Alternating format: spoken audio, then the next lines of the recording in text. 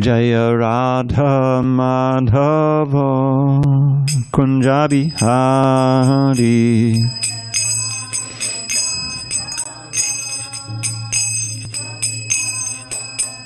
Jaya Radha Madhava Kunja Bihari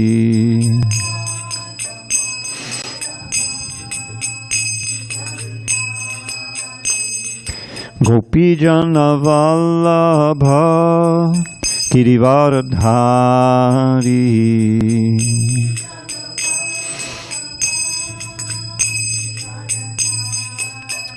Jaya Gopi Jana Vallabha Girivardhari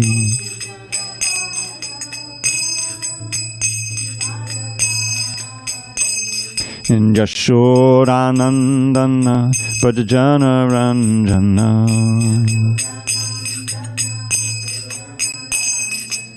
Yashodanandana Bhajana Ranjana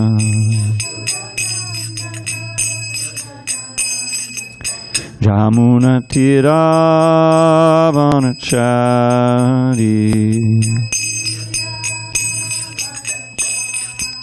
Jamuna Tiravanachari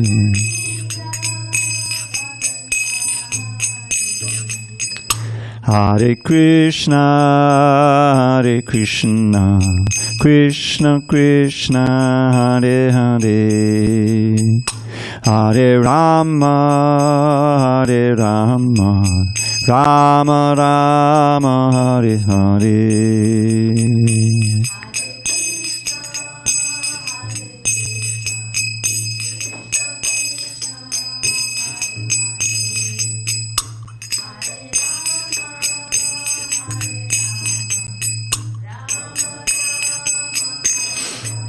Hare Krishna Krishna Krishna Hare Hare Hare Rama Rama Rama Hare Hare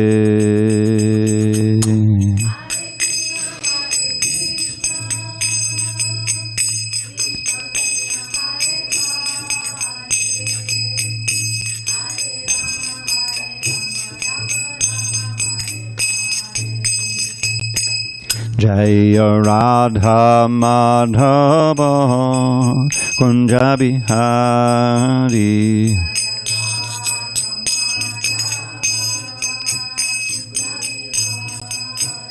Jaya Radha Madhava Kunja Bihari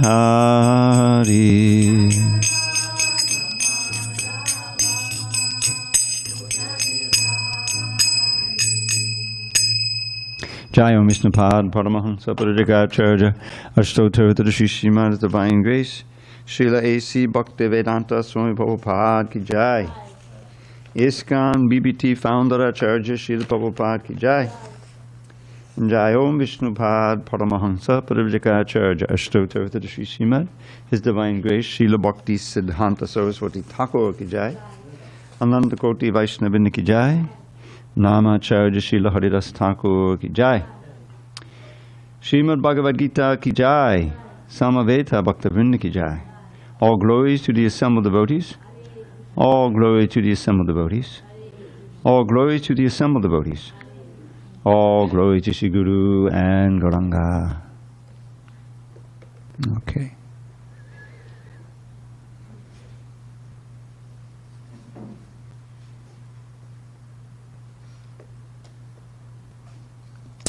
Om Namo Bhagavate Vasudevaya. Om Namo Bhagavate Vasudevaya. Om Namo Bhagavate Vasudevaya.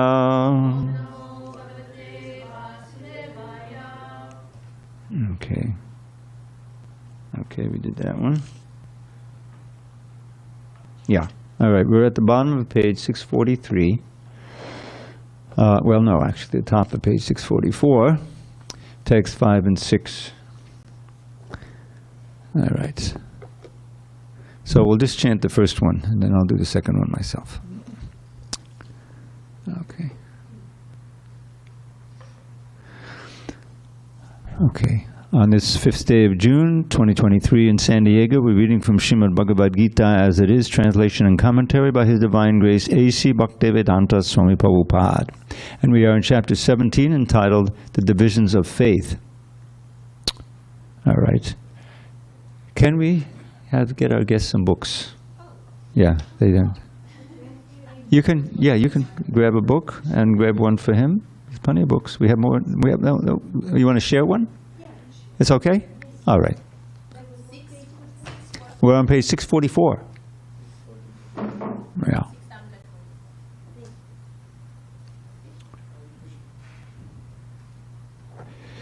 So reading from chapter 17, The Divisions of Faith, texts 5 and 6 at the top of page 644.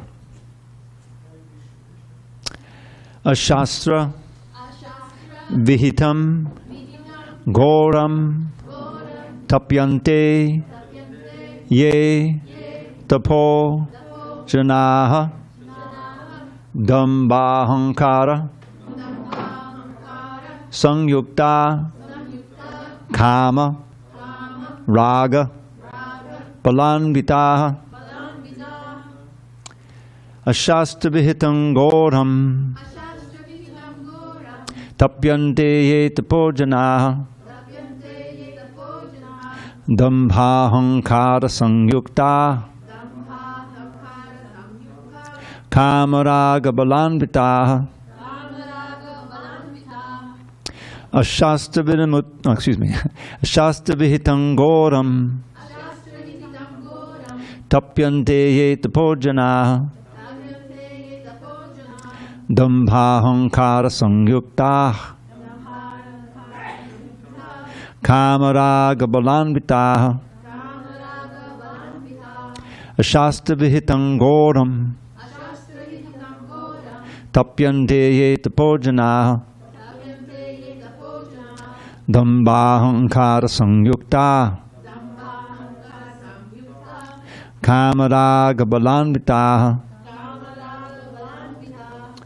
You want to try it? It's today.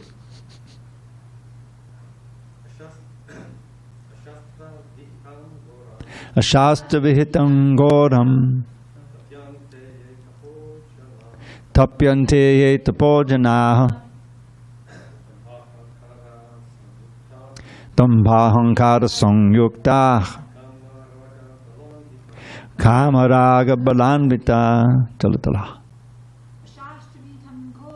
Ashastabhitam goram Tapyante ye tapojanaha Dambhahankara sangyukta Kamaraga balanvita. Andangala. Ashastabhitam goram Tapyante ye tapojanaha Dambhahankara sangyukta Kamaraga balanvita. You want to try it? Ashastabhitam goram Tapyante ye tapojanaha Dambhahankara samyukta Kamaraga balanvitaha. I'm assuming you don't want to try it. Not yet. Okay. So I'll do the word by words. I'll do the second verse and then the word by words by myself. Karshayantak sharirastam bhuta gramam chetasaha mam chayavantak sharirastam tanvid yas asura nishtayan. Word by words. A shastra, not in the scriptures, vihitam, directed, goram, harmful to others, tapyante, undergo, yea, those who, tapaha, austerities, janaha, persons, dambha, with pride, ahankara, and egoism, sangyuktaha, engaged, kama, of lust, raga, and attachment, bala, by the force, anvitaha, impelled, karshiyantak, tormenting, sharirastam, situated within the body, bhuta gramam, and the combination of material elements, achetasaha, having a misled mentality, mam, me, cha, also, eva, certainly, antaha, within, sharirastam, situated in the body, tan, them, vidhi, understand, asura nishtayan, demons. Translation. Those who undergo severe austerities and penances not recommended in the scriptures, performing them out of pride and egoism, who are impelled by lust and attachment, who are foolish and who torture the material elements of the body as well as the supersoul dwelling within, are to be known as demons. Purport. There are persons who manufacture modes of austerity and penance which are not mentioned in the scriptural injunctions. For instance, fasting for some ulterior purpose, such as to promote a purely political end, is not mentioned in the scriptural directions. The scriptures recommend fasting for spiritual advancement, not for some political end or social purpose. Persons who take to such austerities are, according to the Bhagavad Gita, certainly demoniac. Their acts are against the scriptural injunctions and are not beneficial for the people in general. Actually, they act out of pride, false ego, lust, and attachment for material enjoyment. By such activities, not only is the combination of material elements of which the body is constructed disturbed, but also the Supreme Personality of Godhead Himself living within the body. Such unauthorized fasting or austerities for some political end are certainly very disturbing to others. They are not mentioned in the Vedic literature. A demoniac person may think that he can force his enemy or other parties to comply with his desires by this method, but sometimes one dies by such fasting. These acts are not approved by the Supreme Personality of Godhead, and he says that those who engage in them are demons. Such demonstrations are insults to the Supreme Personality of Godhead because they are enacted in disobedience to the Vedic scriptural injunctions. The word achetasaha is significant in this connection. Persons of normal mental condition must obey these scriptural injunctions. Those who are not in such a position neglect and disobey the scriptures and manufacture their own way of austerities and penances. One should always remember the ultimate end of the demoniac people, as described in the previous chapter. The Lord forces them to take birth in the wombs of demoniac persons. Consequently, they will live by demoniac principles life after life without knowing their relationship with the Supreme Personality of Godhead. If, however, such persons are fortunate enough to be guided by a spiritual master who can direct them to the path of Vedic wisdom, they can get out of this entanglement and ultimately achieve the supreme goal. Om Jnana-timirandasya Jnananjana-shalakaya Chakshurunmilitam-mena Tasmai Shri Gurave Namaha. I was born in the darkest of ignorance, but my spiritual master, Srila Prabhupada, opened my eyes with the torchlight of knowledge. I offer my humble obeisances unto him and to all members of Sri Parampara, the disciplic succession. So this chapter is known as the Divisions of Faith. Yeah. And it begins, thank you for coming. Yeah. If you want, 8:15 we have the darshan. I don't know, too late for you. Huh? Yeah. Okay. Okay. Thank you. Hare Krishna. So, we recall the chapter begins with this Yeshasta Vinamutsuja, which is a phrase from the previous chapter.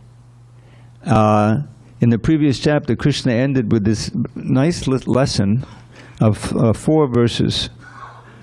And the 4 verses describe how one can save oneself from degradation due to having acquired demoniac qualities with bad association.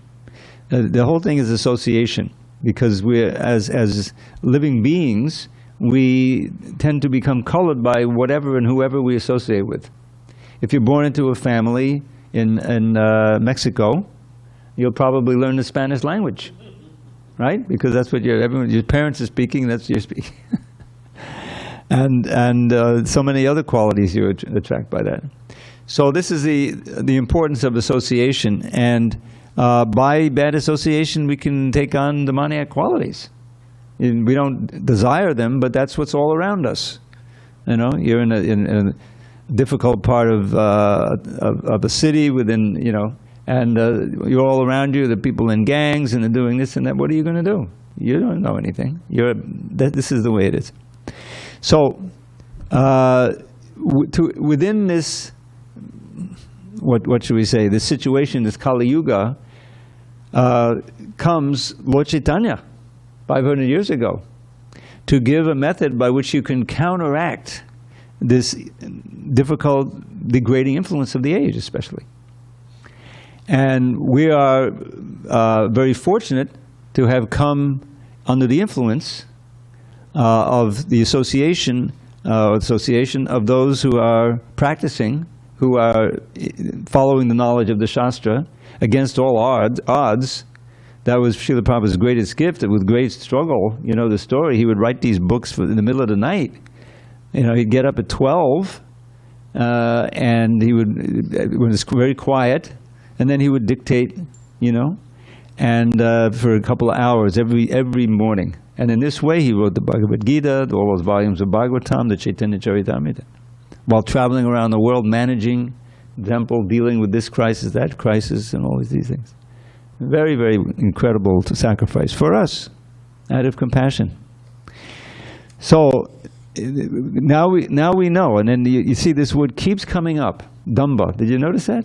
This word Dhamma keeps coming up, and Prabhupada always translates it as pride. But as I point out, you look it up in the dictionary, and it's pride, but it's also pretension. It's pretension. Means that it's, out of the Dhamma Ahankara Samyukta.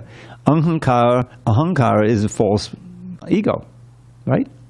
So out of these, without the Shastra, that's the first thing. A Shastra Vihitam Ghoram. So he's describing horrific kinds of austerities. There's a whole tradition that we don't normally hear about in the Vedic culture of the tantric, the tantras, and these are austerities that are mostly in the mode of ignorance, tormenting the body, fasting, going here, there, in order to get some power, often to conquer your enemy or to be able to control people's minds. That's another thing, and in this way become famous and wealthy, whatever. So there's a whole discipline of doing that, and it's a real thing. Now, there are so many wonderful pastimes of devotees who are able to counteract that. Bhaktivinoda Thakur was a towering Vaishnava. Without him, we wouldn't be sitting here. He really rescued Lord Chaitanya's mission and the culture from a position where it had been eclipsed in India. Because after Lord Chaitanya's disappearance in 1538, I think it was, there were all these wonderful Vaishnavas, and things went on. It was expanding for some time, but over the rest of the 16th, 17th century and 18th century, various what's it called, upasampradayas came up. And what is that? One of them was the Bauls, B-A-U-L-S. They're very famous for singing. I remember when, you remember that? Yeah, I remember when I was a kid, my parents would take me to Carnegie Hall sometimes for a concert or dance. I remember we went to see these Russian dancers, I forget what they were named, and they had come in, Soviet Union time. But I remember seeing an advertisement. We never went. Maybe it was a flyer or something for the Bowels. They had been brought over because they're such wonderful singers. But they're Vaishnavas of a sort. Brought over to do a concert in Carnegie Hall, of all places. But they're not strict followers of Lord Chaitanya's mission. Just the singing, the songs about Radha and Krishna, you can do it very beautifully. But there's all of these, aspects. The foundation of it, real genuine, is the foundation of Bhagavad Gita, austerity, self-restraint, 4 regulative principles, all these things. That they wouldn't bother about, just singing, just a glorification. So that's just one. There's others that I know some of the names, but I don't even know what their specialty is. There's the owls and the bowels, and then there's the famous ones. Probably would give the what is it? Oh God, it's slipping my mind now. Oh yes, I forgot. But it means they take things easy. In other words, they just want to cut to the chase. Sahajiya. Thank you. I'm sorry. Sahajiya means what's the problem? It's easy, you know.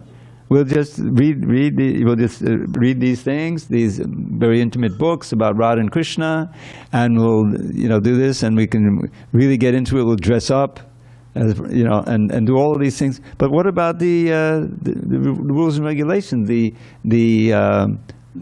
All of the things that we do to stay in the mode of goodness, that's not there. So it's very dangerous because there's a whole process of purification to be able to enter properly into these things. And if you just jump up, even at the beginning of Prabhupada's Bhagavatam, if you read Bhagavatam, from the beginning, he warns at the very beginning, in the first canto, first verse practically, not to try to skip up to the 10th canto, to the rasa dance. You have to go step by step and learn, and culture the Bhagavatam with all the regulations and come under the guidance of acharya, gurus, and all these things. So the reason why Prabhupada was warned is because it was prominent in India, even in the time that Prabhupada was coming up and preaching. So this is one branch of unauthorized austerities that can take place. But then there's this whole other branch that they're not bothering about trying to love God. They're just like Hanumanji wanted to become a powerful yogi so he could dominate others. It's for material gain. And that's what this ashastra vihitam, without any reference to the shastra. Goldam means harmful to others. Atapyante, austerities. Why do they put damba, pride, cheating, ahankara, false ego, kama raga balanvata, under the force of material desire and attachment. Karshi antak, they're tormenting. They tormented their own bodies and the super soul in the body, and for others, bhuta gramam, the combination of material elements. In other words, they're performing some horrific austerities in order to gain some power. And so this is understood to be demoniac. So that's the danger of coming under the control of these lower modes of nature. Unless you have the process of bhakti yoga, which the regulations which keep you in the mode of goodness, if you follow them carefully, you cultivate that. It's part of it. And then you reject these things as just damaging to your attempt to obtain Krishna's mercy, and also you're awakening your sense of empathy for others. Why do I want to get this power and torment others and exploit them? That's the worst thing. Rather give them a chance to practice bhakti yoga and become free of that. So it's all part of this culture, and here he's giving, the answer is, you know how to turn this off? Please, sitting here. So it was good at first, but now it's getting to be tapyante, a little too too hot. So anyway, we need to learn about this. This is an extension of the previous chapter. We're talking about it. But he's going to be talking now about different things, especially next he's going to talk about the food. Eating is so important for developing your consciousness. And now he's going to be talking about the foods in goodness and passion and ignorance. And we want to try to use everything in the mode of goodness. Is it keeping clean and eating in the mode of goodness? Whatever sounds we hear, it should be, of course, transcendental music and song and things like that. So that all the influences that we choose are cultivating, maintaining that mode of goodness or even pure goodness in relation to Krishna. So it's important to know the different things and everything here. This charity in the mode of goodness, passion, ignorance. Austerity, he's talking about mode of goodness, passion, ignorance. So we know to guard against being drawn into these lower modes and things. Okay, any questions on this verse? Sobering verse. Yes, Antonella.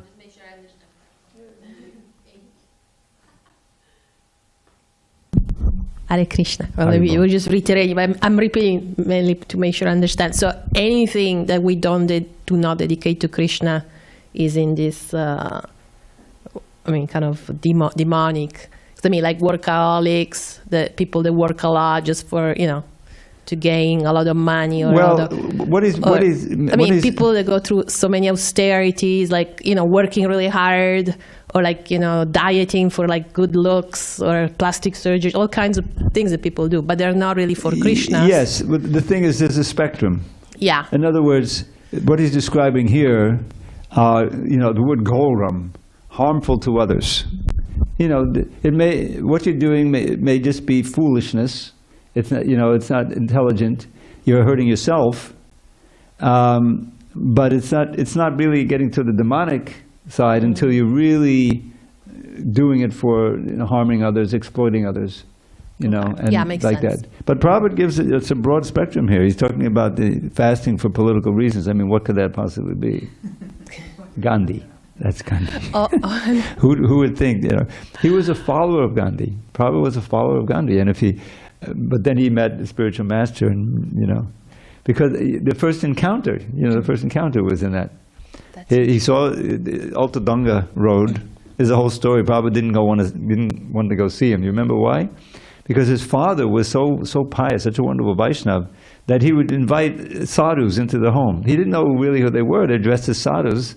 And Prabhupada, was seeing, well then, wait a minute, I saw this guy, he just put on the sadhu dress just so we could go. He's not a sadhu. But his father said, well, better to have, err on the side of, So anyway, so Prabhupada had kind of a critical eye, he said, I've seen all these sadhus, no thank you, But he said, no, this one's different, and they were arguing in front of the... Huh? Bhaktisiddhanta Saraswati Thakur. Yeah, it's okay. Yeah. Oh. So anyway, Prabhupada, thank God, his friend was so insistent that he brought him up to the sea. And the first thing that he said, amazingly, Bhaktisiddhanta didn't waste any time. He went with his friend, and they belonged to what is called the Bhakta Lok or something, the educated, young, intelligent Bengalis, who were going to be the next generation. And of course, this is what the English wanted to get, to help run the society. That's why they gave Bhaktivinoda Thakur so much good education, because they see he was so brilliant that it would be much easier to control all the Indians if their magistrates and everything were Bengalis. But they were enforcing the English rule, So he went up to see Bhaktisiddhanta, and of course offered his obeisances. He was sitting on the roof, and before he even settled down, and got his seat, said, "You're an educated young man. Why don't you preach Lord Chaitanya's mission all over the world?" What? We didn't even meet each other. And so Prabhupada said, he said, "Wait, India is still dependent. The big thing was getting independence at that point. Who's going to think of us?" And Bhakti said, "No, we can't wait. It's so urgent that independent or not dependent. You have to do it." So Prabhupada said he was defeated. That was the first time he was defeated in an argument. But but by his clothes, maybe you don't know the history that Gandhi. One of the things that he was doing to try to get the independence, of course, was famous for nonviolence, and just sitting in and so forth. But as well, we're not going to buy the cloth they wanted us to buy, which is milled in England. And the cotton comes from India, and it's all sent to England, and then they make the cloth and sell it back to them. Oh, why don't we can do it ourselves? So he would set up these little spinning wheels. It's famous, huh? Yeah. It would come out, be cut. It would be kind of rough cloth, but Prabhupada was sitting in that rough cloth. That means he was ready to wear something not as nice as the finely milled thing, as a protest. This is a protest. So Prabhupada was part of that, but he, in several places in the books and in lectures, he says, no, but Gandhi didn't have the right idea. In other words, he supposedly preached the Bible, but he was using it for political purpose. Now, you may say, in a broad sense, it's demoniac, and I think that he's saying that here. But the point is that in one place, there's two classes of people, the divine and demoniac. Well, isn't there like a middle ground where you could... No, divine and demoniac, right? It says it right in the Gita. So it's on the demoniac side, and it can get that way. In other words, if you get infected with the different modes, then you can go into a very dark place. especially in this age. So we need the defense, we need the protection of the knowledge and the practice.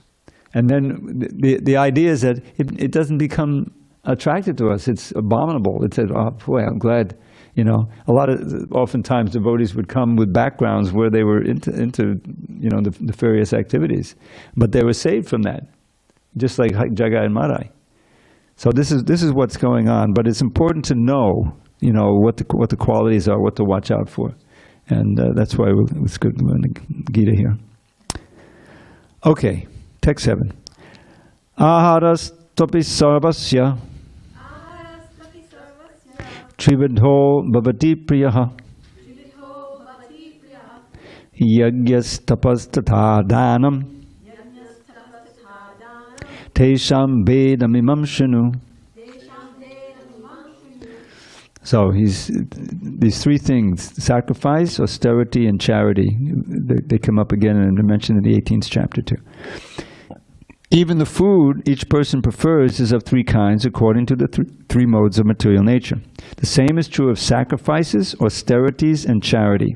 Now here are the distinctions between them. Purport. In terms of different situations in the modes of material nature, there are differences in the manner of eating and performing sacrifices, austerities, and charities. They are not all conducted on the same level. Those who can understand analytically what kind of performances are in what modes of material nature are actually wise. Those who consider all kinds of sacrifice or food or charity to be the same cannot discriminate, and they are foolish. There are missionary workers who advocate that one can do whatever he likes and attain perfection. But these foolish guides are not acting according to the direction of the scripture. They are manufacturing ways and misleading the people in general. So this theme comes up again and again, and it's good to get this lesson. And that is that the whole thing is governed by the scripture.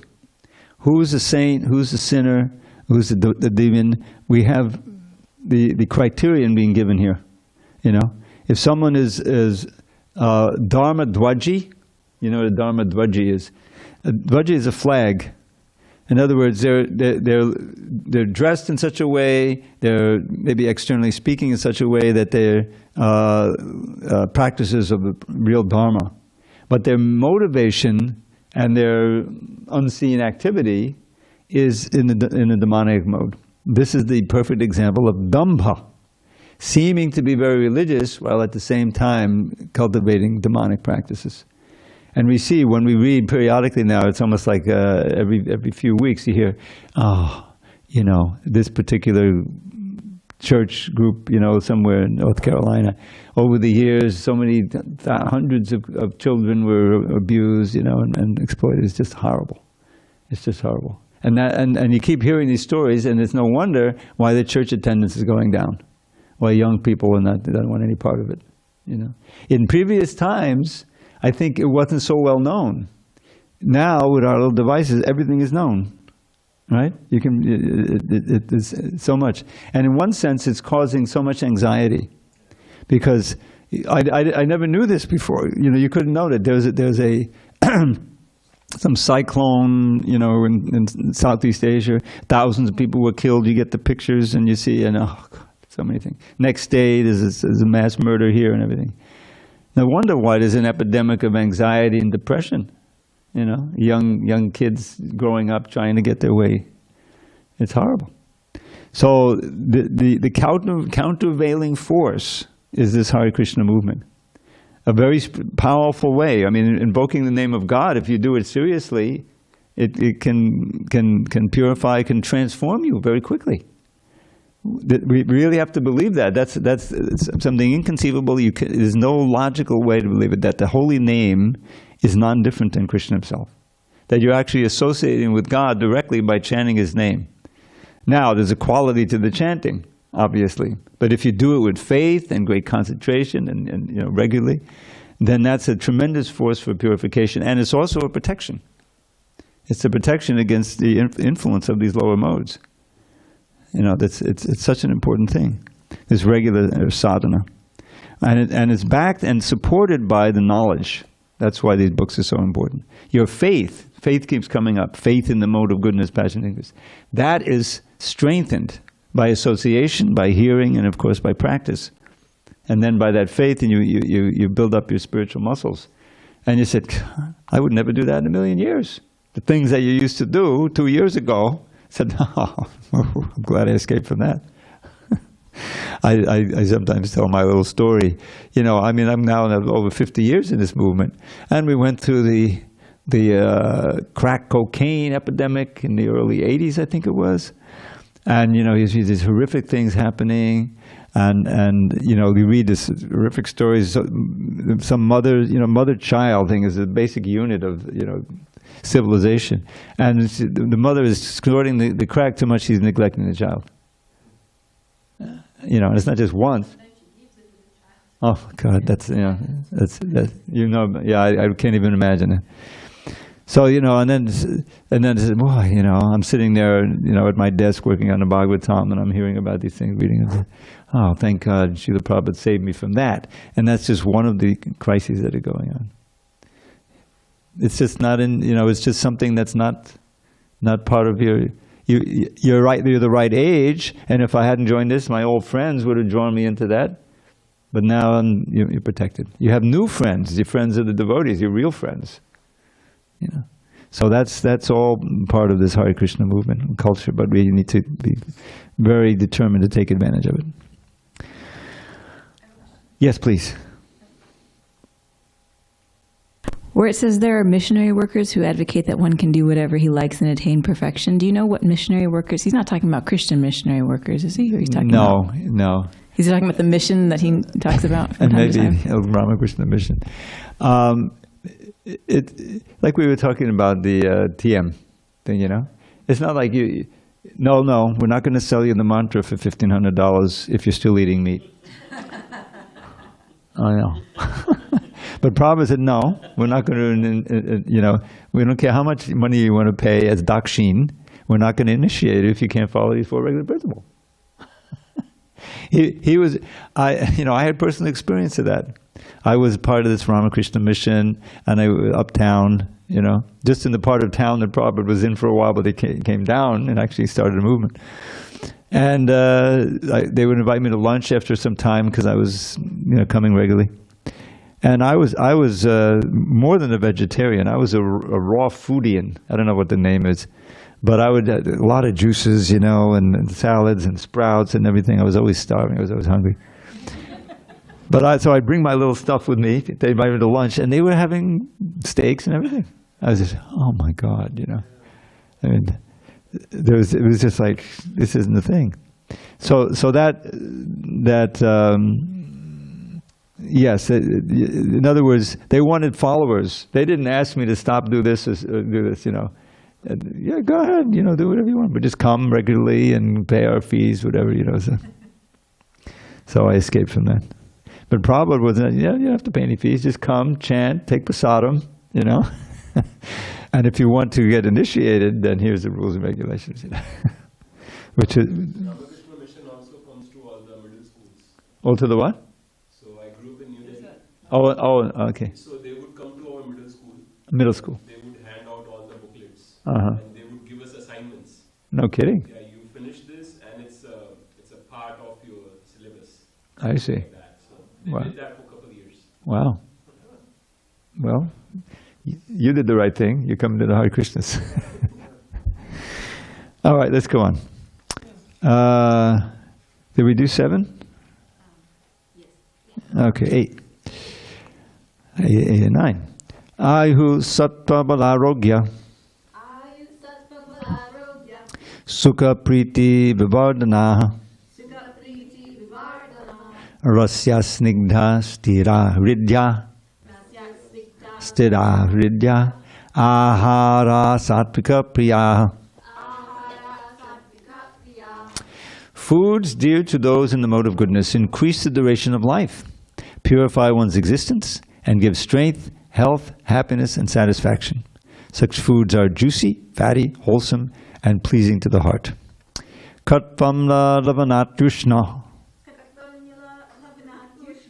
Tikshna ruksha vidahinaha.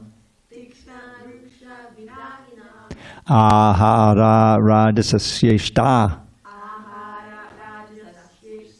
dukkha maya pradaha. Foods that are too bitter, too sour, salty, hot, pungent, dry, and burning are dear to those in the mode of passion. Such foods cause distress, misery, and disease. Wow, and then there's something worse than that. Yat yamam gatarasam puti parayushitam chayat uttishtam apichamedhyam bodhanam tamasapriyam. Food prepared more than 3 hours before being eaten, food that is tasteless, decomposed, and putrid, and food consisting of remnants and untouchable things is dear to those in the mode of darkness. You ready for this purport? This is fair. The purpose of food is to increase the duration of life, purify the mind, and aid bodily strength. This is its only purpose. In the past, great authorities selected those foods that best aid health and increase life's duration, such as milk products, sugar, rice, wheat, fruits, and vegetables. These foods are very dear to those in the mode of goodness. Some other foods, such as baked corn and molasses, while not very palatable in themselves, can be made pleasant when mixed with milk or other foods. They are then in the mode of goodness. All these foods are pure by nature. They are quite distinct from untouchable things like meat and liquor. Fatty foods, as mentioned in the 8th verse, have no connection with animal fat obtained by slaughter. Animal fat is available in the form of milk, which is the most wonderful of all foods. Milk, butter, cheese, and similar products give animal fat in a form which rules out any need for killing of innocent creatures. It is only through brute mentality that this killing goes on. The civilized method of obtaining needed fat is by milk. Slaughter is the way of subhumans. Protein is amply available through split peas, dal, whole wheat, etc. Foods in the mode of passion, which are bitter, too salty, or too hot, or overly mixed with red pepper, cause misery by reducing the mucus in the stomach, leading to disease. Foods in the mode of ignorance or darkness are essentially those that are not fresh. Any food cooked more than 3 hours before it is eaten, except prasadam, food offered to the Lord, is considered to be in the mode of darkness. Because they are decomposing, such foods give a bad odor, which often attracts people in this mode but repulses those in the mode of goodness. Remnants of food may be eaten only when they are part of a meal that was first offered to the Supreme Lord, or first eaten by saintly persons, especially the spiritual master. Otherwise, the remnants of food are considered to be in the mode of darkness, and they increase infection or disease. Such foodstuffs, although very palatable to persons in the mode of darkness, are neither liked nor even touched by those in the mode of goodness. The best food is the remnants of what is offered to the Supreme Personality of Godhead. In the Bhagavad Gita, the Supreme Lord says that He accepts preparations of vegetables, flour, and milk when offered with devotion. Patram pushpam palam toyam. Of course, devotion and love are the chief things which the Supreme Personality of Godhead accepts. But it is also mentioned that the prasadam should be prepared in a particular way. Any food prepared by the injunctions of the scriptures and offered to the Supreme Personality of Godhead can be taken even if prepared long, long ago, because such food is transcendental. Therefore, to make food antiseptic, eatable, and palatable for all persons, one should offer food to the Supreme Personality of Godhead. So food is so important. In fact, Lord Chaitanya's preaching method for the masses was a lot of kirtan and massive prasadam distribution. And when Prabhupada came, that was basically his method. He was giving classes, but there was a lot of kirtan and, of course, the Sunday feast, which he cooked himself at first. You can imagine those feasts. You can see why the movement started growing so much. Prabhupada was an excellent cook, and he taught that to his disciples. And the prasadam became an essential part of the movement. And it's, you know, there's always, I mean, the difficulty was, and sometimes still is, not eating too much. Because if it's really cooked well and it's offered nicely, it's so attractive. And, when in those days, in the early days, to be part of the movement, when you join the temple, and that was basically it. It wasn't that much of a congregation. Certainly not what we have today. And so, it's not only the 4 regs, but suddenly, you don't really have many outlets for your sense gratification. So that outlet was the Sunday feast. And it was years. I mean, I have some pictures of me. I wasn't fat, but I weigh 145 now. I was up to about 170, something like that, But I was a sold-out dancer. I remember reading this purport or this little description in the Adi Leela. If you read the CC, or when you read the Chaitanya Charitamrita, there are chapters on the different branches of Lord Chaitanya's tree. The Lord Chaitanya's tree of devotion. And among those branches, I forget what it was this Vikreshwar Pandit. I think we had his appearance day recently, or it's coming up. It's coming up, yeah. So he was an empowered dancer. He could dance for 72 hours without stopping. It's like superhuman, right?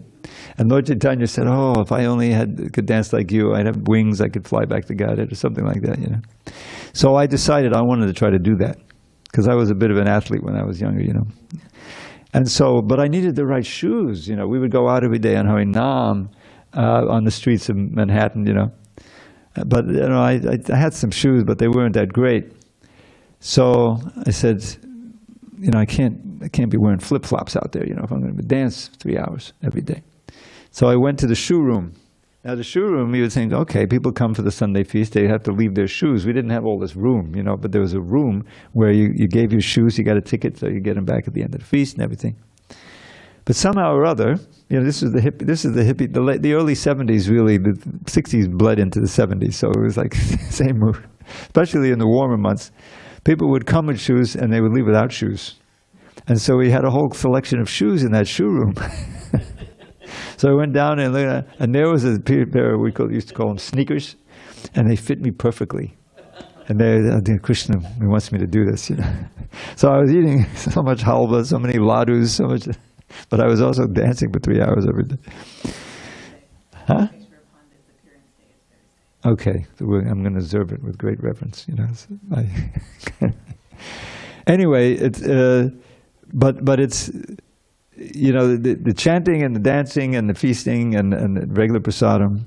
It's a mercy of Krishna to give you a little bit of an outlet, so that you can kind of ease your way into. But really, when you get serious after some time, you want to you regulate the eating. That's important. It's right there in the Upadeshamrita. Atyahara pehastascha pradalpo niyamagraha janasangas talalyangcha shadbi bhakti pranashyati. This is how you can completely destroy your bhakti. It gives you, doesn't mince words, pranashyati. So atyahara means overeating or over-collecting or unnecessary things. Priyasas means a strong endeavor for material things. Prajalpa, hearing or speaking mundane sounds, Niyamagraha, this breaks up into 2 also. Not following the rules and regulations, or following them just externally, in other words, without really much attention or heart, just dharma dvaji, just as keeping the flag of dharma, but not really, the mood. That's a big thing. Jana Sangha, association with non-devotees, and laulyam means maintaining a material desire, a strong material desire that you want to fulfill. So these are things that destroy one's bhakti. But on the other side, there's the things that foster it very nicely. That's the utsahan nishtayadharyat tat karma pravartanat sangatyagat sato vritte shadvi bhakti prasidyati. So one is pranashyati, destroy, one is prasidyati, foster or further. So one is enthusiasm. There's one devotee in Atlanta. He's so enthusiastic that he got the name Mahotsaha, Maha Utsaha, the great enthusiast, the servant of the greatest enthusiast, which I guess is Lord Chaitanya. But he got the name because he's enthusiastic for book distribution and everything. So that enthusiasm with whatever you're doing, otherwise you're just going through the motions, you're not getting the real benefit. Nishtaya and firm determination and patience. So the enthusiasm, determination, and patience for anything you want to do, especially bhakti. Tat karma bhavatana, carefully performing all the necessary elements of the sadhana, not neglecting. Sangatyagat, giving up the association with non-devotees. Sato vritti, following the footsteps of the great devotees, acharyas. These things foster your devotion, nourish it, So we could speak a lot about that, but it's almost time. I want to leave some time. I actually brought my tablet so I could read some poems. Oh, here. Thank you. See? Thank you. So I prepared a selection of ones that you haven't heard before. Or at least not for a long time. So, this is from the Padyavali. Padyavali means a series of padas or verses. They're Rupa Goswami's favorite verses, nectar file, and it's almost 400 of them. He knew a lot of verses. Aho aho bir nakade vaduyate sudha sudhara modanam pade pade dine dine chandana chandra shitalam yasho yashoratana yasagiyate. Because at every step they drink a flood of wondrous nectar sweet, whose cooling power, sandal paste enhanced with camphor, can't defeat. They feel as if the raging blaze of Kali's days had ne'er begun. How blessed are they who fill their days with praise of Shri Yashoda's son. And this one I really need to memorize. Jagaduddhana marudhi dudina manuna mandadamindada durapa mamatarsha badan mudanta katwan murali nada sudha duni dunitam. Your flute sends forth a flood of nectar sound, a river where the sweetest sweetness lies. Indeed, no better beverage can be found.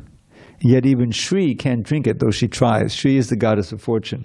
She wants to become, enter the rasa dance without becoming a gopi, but she can't. She can't hear the flute sound. Oh Krishna, kindly hear this desperate plea from one now deep in misery immersed. Please let my ears drink in that melody so that my heart may slake its burning thirst. Okay, this one you heard before, many times. This one you may not have heard. I always chant this before the deities. You're welcome to learn it. Pashupada varindanandana vadame tang moharata he yubam babatu panayo bhave bhave babato reva badam bujeshume. O Radha Krishna, children of the best of cowherd men, the single boon I beg from you again and yet again. In all the countless births my endless sins will make me meet, that all my love flow toward your luscious, lustrous lotus feet. Hare Krishna. And that may be all we have time for. One more. Smita duchi makadanda sandi bhaktaravindam tavapada badahang sandvishta gandham mukunda. Vidichata Pashupari Netra Saranga Rangam Mamadidi Yatadage Sangamangi Karotu. From the lotus of your face, dear Lord, trickles forth the luscious nectar of the beauty of your smile. Your exalted devotees, great swans, seek the fragrance of that lotus which does air their hearts beguile. Your beloved gopis' eyes, mad bees, taste the most exquisite pleasure in that lotus of your face. O my dear Mukunda Dev, I pray, may the lake of my poor heart be by that lotus ever graced. Hare Krishna. Okay, so we'll convene tomorrow, same place, same station. Text 11. We don't have any little piece of paper we could use? No, I'm going to find one. Okay. There's so many cards out there, yeah. All right, now we get to see.